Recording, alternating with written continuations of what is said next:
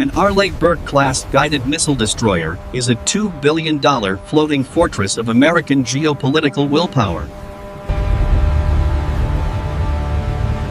But out here, in the claustrophobic choke point of the Strait of Hormuz, this apex predator of naval warfare is about to collide with a terrifyingly simple adversary, which is high school thermodynamics. we are not looking at a clash of ideologies today. We are looking at a brutal mathematical equation of thermal attrition. The sky above the Persian Gulf is turning black, saturated with 150 fiberglass Shahed, 136 loitering munitions.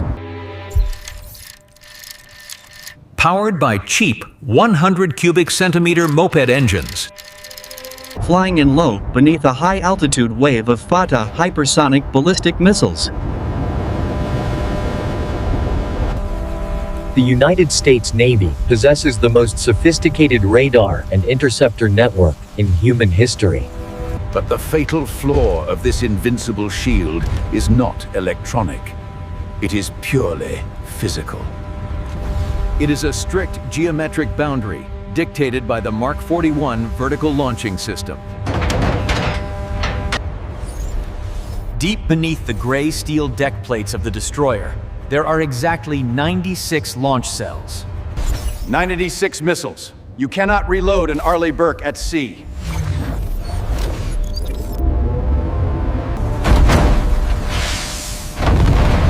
Once those steel hatches slam open and the silos are emptied, The $2 billion warship becomes nothing more than a floating radar station. But before the ship runs out of ammunition, it has to survive the catastrophic thermal trauma of firing its own weapons. let us peel back the reinforced steel armor of the hull and look directly into the mechanical anatomy of the Mark 41 VLS. This system is not just a storage rack. It is a highly pressurized, armored honeycomb designed to contain directed explosions. Each cell houses a Standard Missile-6, a $4 million interceptor designed to kill targets beyond the horizon. The architecture of the VLS includes a heavy steel hatch at the top and a U-shaped exhaust routing mechanism at the bottom, called the plenum chamber. When the Aegis Combat System detects a threat, it sends an encrypted firing pulse down the umbilical cables to the missile. What happens next is a violent lesson in controlled detonation.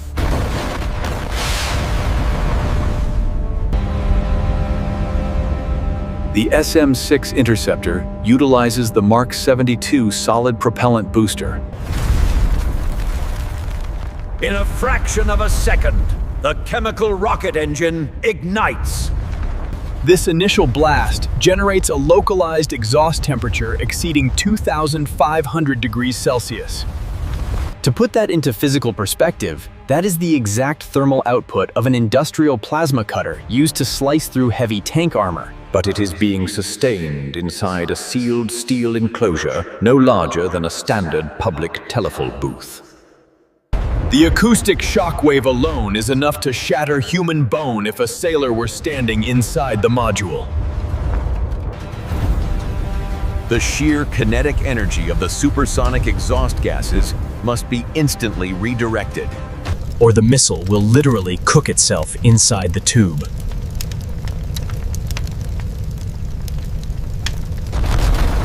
The exhaust slams into the bottom of the canister, hitting the ablative-coated steel of the plenum chamber, And is forced to make a brutal 180-degree turn to vent out of the ship through the parallel uptake hatch.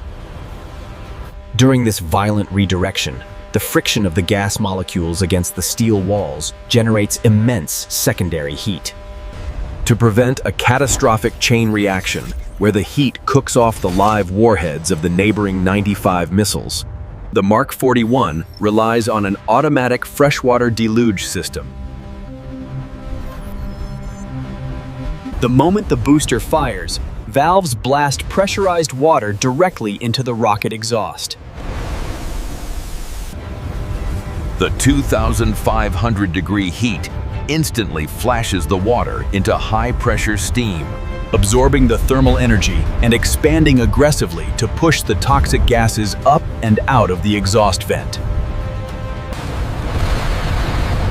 The missile breaks the vertical plane, tearing through the deck hatch with a deafening roar. Riding a pillar of fire and white steam into the stratosphere.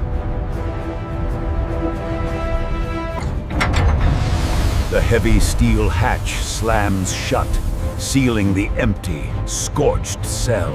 For a single launch, or even a two-ship salvo, this mechanical sequence operates with absolute, flawless precision.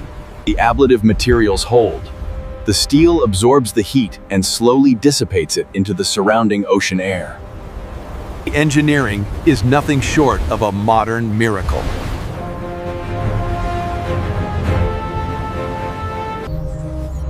But the designers in the 1980s built this system to counter a dozen Soviet cruise missiles.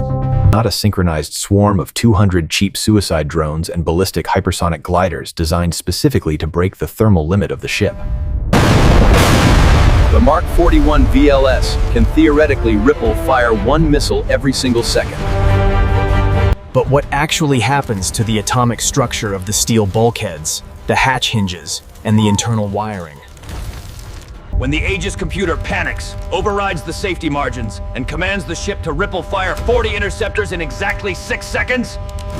When the Arleigh Burke unleashes a massive ripple fire, the physical stress placed upon the ship's infrastructure is horrifying.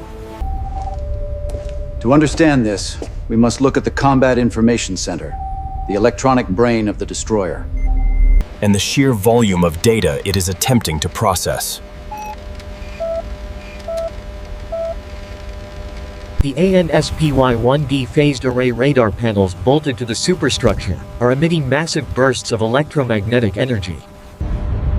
The radar is attempting to paint a chaotic battle space. It is tracking 150 fiberglass Shahed drones, flying mere feet above the Whitecaps. This exploded view highlights the minimal radar reflection profile of the fiberglass fuselage. Its size, making them elusive targets, buried in the radar sea clutter. Simultaneously, looking up at the edge of space, the radar must track the incoming Fatah hypersonic glide vehicles descending at Mach 13.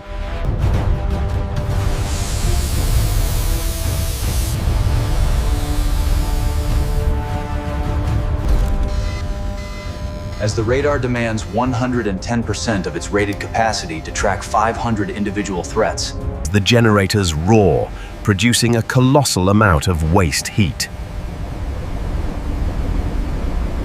The chilled water plant, the critical circulatory system that keeps the supercomputers and radar transmitters from melting down, is pushed to its absolute thermodynamic limit.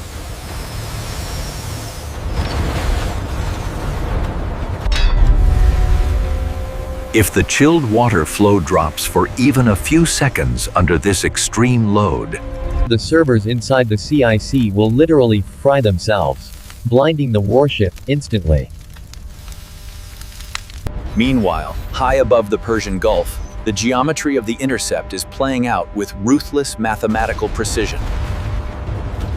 The SM-6 interceptor is not a conventional explosive weapon in the traditional sense against ballistic targets. it is a kinetic kill vehicle.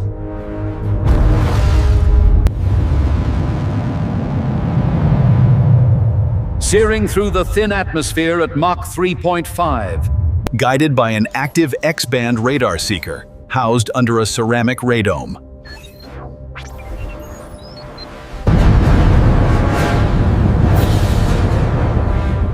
That withstands the friction of supersonic flight. M6 relies on the pure, devastating physics of Sir Isaac Newton's laws of motion.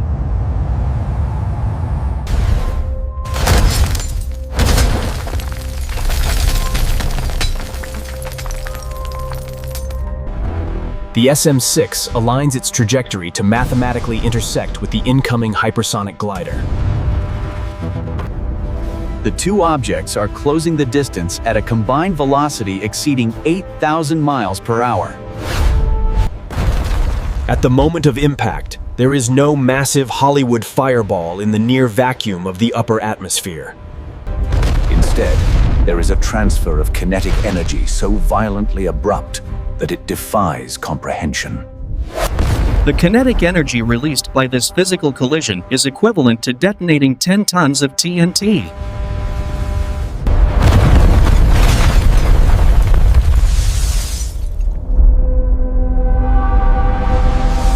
And shattered composite materials in exactly 1/10,000th of a second. The SM-6 obliterates the threat through sheer blunt force trauma at hypersonic speeds. The mathematics of the Aegis Combat System are flawless in the sky. But down below, deep within the steel bowels of the destroyer, the ship is bleeding out thermally.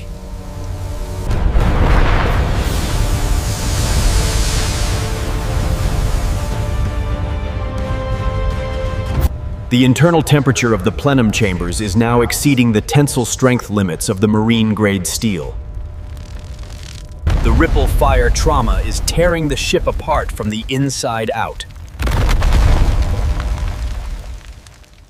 Each consecutive launch of a Mark 72 solid rocket motor blasts the ship's internal steel framework.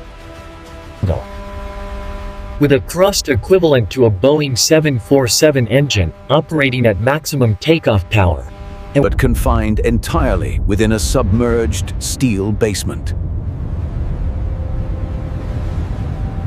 The specialized ablative coating, specifically engineered to protect the exhaust vents from melting, Begins to violently peel away under the sustained supersonic abrasion of 40 consecutive launches. This localized failure leads directly to a catastrophic thermal expansion crisis. The metal bulkheads surrounding the vertical launch cells start glowing a dull, angry red. The protective anti-corrosion naval paint on the main deck blisters, bubbles, and vaporizes into a toxic gray smoke. But the true mechanical nightmare is happening at the microscopic level, along the hinges of the remaining cell hatch doors. As the marine-grade steel expands under the extreme unmitigated heat, and the precise geometric tolerances of the Mark 41 system are completely compromised. The mechanical hatch linkages warp, bind, and ultimately jam shut. This physical deformation effectively locks the last remaining multi-million-dollar interceptors inside a tomb of warped metal, rendering them utterly useless. The Aegis computer detects the mechanical failure and attempts to reroute firing commands to alternate modules. but the mathematical reality of the swarm is unforgiving.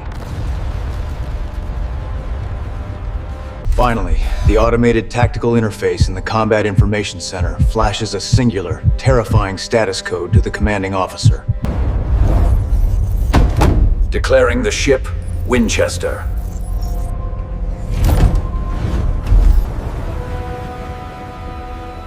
The destroyer has completely exhausted its usable VLS inventory.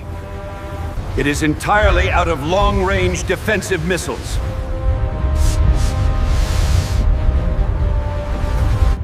The outer and middle layers of the Aegis shield have officially collapsed under the sheer weight of thermodynamic attrition. Battered and scorched, the $2 billion warship struggles through the heavy swells. On board, 300 feet now rests exclusively on its inner point defense systems.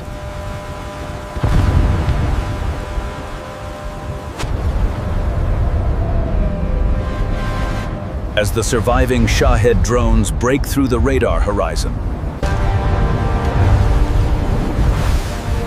Skimming just 20 feet above the dark waves to avoid detection, the Phalanx close-in weapon system automatically wakes up.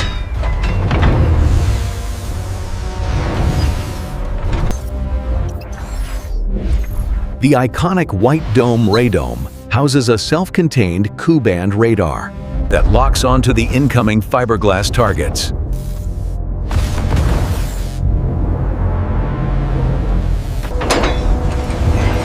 The Phalanx is a brutal, uncompromising piece of autonomous mechanical engineering. It does not wait for human permission.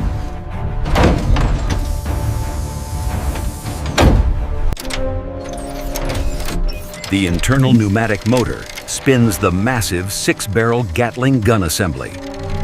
And it opens fire!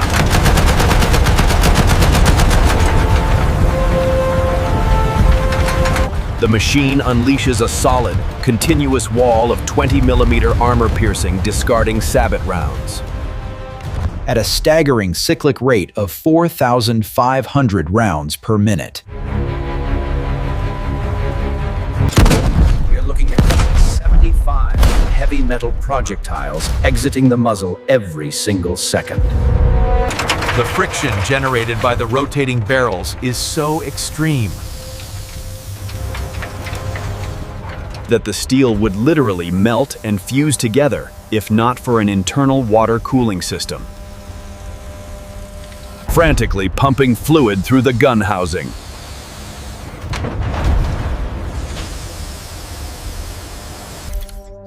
The depleted uranium penetrators do not carry explosive warheads. They destroy the drones through pure kinetic energy, punching through the engine blocks.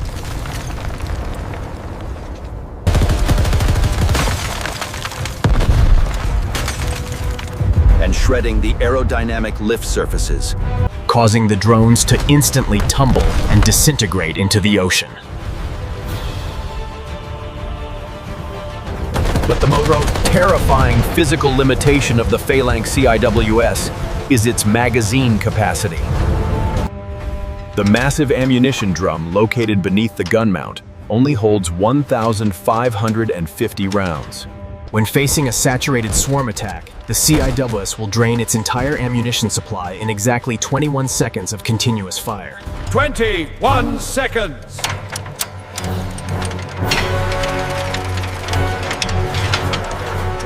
That is the entire lifespan of the ship's final defensive layer.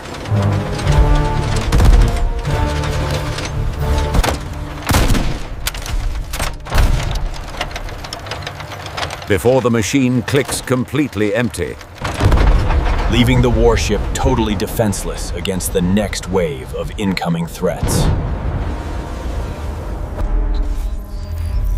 The ultimate lesson of this theoretical engagement in the Strait of Hormuz is clear. The United States Navy possesses the most flawless interceptor technology ever created by mankind. but modern naval warfare is rapidly reverting to a brutal math of mass. The physical limits of mechanical design, the thermal endurance of marine steel, and the finite capacity of missile magazines represent the ultimate Achilles heel of every supercarrier and destroyer currently sailing the oceans. If you want to understand the true engineering realities shaping the future of global maritime strategy, and how directed energy weapons and high-energy lasers might eventually solve this exact thermodynamic nightmare, make sure you subscribe to Bluewater Dominion and leave a comment below on what platform we should break down next.